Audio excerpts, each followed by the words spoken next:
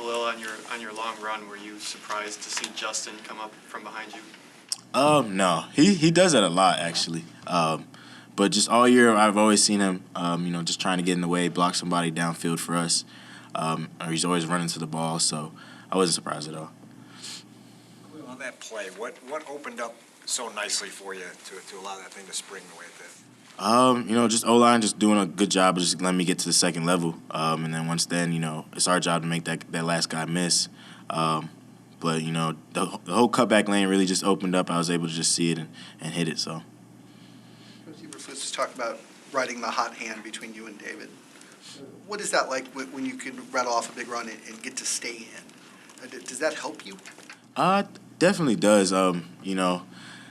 It kind of gives you a little bit more drive that, I'm in, so I got to get in. I got down here, so we got to find a way to get in, especially if you're able to drive down the field and, rip off a big run like that, get rewarded at the end of it. So it definitely helps us. We like how we do that. So. What's the technique that's needed on the, fourth and this much? How do you we just got to find a way to get in. I got to find a way to get in. I've been watching that play over and over again, trying to figure out what I could have did different. If I could have jumped, if I could have did something else. It's just no technique. Just got to find a way. How do you think your style and David's style of running, just as the different backs that you are, can help this offense create like this 1-2 punch even more than it already has? I really just feel like both of our styles, we're able to make people miss, make plays, and that ultimately helps the team, get those hard yards when we need it. So just being able to, either of us going and, we're able to do something and help the team out, I feel like helps a lot. Do you feel like you're more similar or different in your style of running? We got similarities and differences. We do certain things differently. We do some things the same, but, I feel like ultimately we're able to both go in there and be productive. How much pride do you take in being an all-around player? I mean, you have this long 64-yard run, and then you're basically the first guy down on kick coverage, and you're making a tackle up there. I take real pride, especially in teams. Coming into the league, that's where I started. So just being able to be that guy, to make a play whenever my team needs me, it doesn't matter what phase of the game. It's something I pride myself on, especially in special teams. I take pride in that a lot, so. Your own individual self-assessment through 6 games, what are you most pleased with?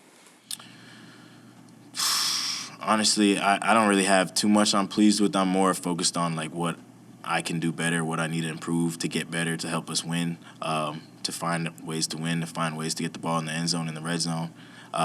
Those are kind of the things I've been focusing on more than things I'm doing good. So I don't have that answer for you. What do you want to improve on? A lot of different things, especially short yardage, being able to punch it in when we're in the red zone, find a way to get the ball in the end zone for me. Pass protection, catching out of the backfield, still making that first guy miss consistently. So those are just a couple things. Yeah, that's what I was thinking in my head. As I kept watching the play, I just, I might try and do that next time. As much anymore, is it because guys that you're afraid of them? Guys get flipped and stuff. I don't know. I've never been a hurdle or jump guy, so it's not my first thought. I feel like I'm better with both my feet on the ground. So, it wasn't my first thought, but, watching that play over and over again, I might have that. I have to add that in the bag. So. Can you take us through those short yardage situations? How much time do you really have to think about what am I doing here? Am I following my blockers? Can I leap? You don't really have time to do all that. It's kind of just try and find a seam, but, the play is designed to go where it's designed, and you just got to hit it and, hope guys get a push and hope you're able to get in. So you don't really have too much time to sit there and decipher where I'm going to go. You just got to get the ball and go and get in. So. Is there anything special about facing Bill Belichick? Not for me. Not for me. I'm from Florida, so. Yeah. You don't get Patriots games in Florida? Yeah, but he's a great coach. You mentioned watching that 4th and 1 play over and over again. Are you the type of guy who's are you watching that and beating yourself up, or what's the vibe like as you're watching? Yeah. So after the game, I never can sleep after a game, so it's probably about 3 a.m. I'm laying in bed trying to sleep, and then I just get up and I go grab my iPad because I'm still thinking about the play.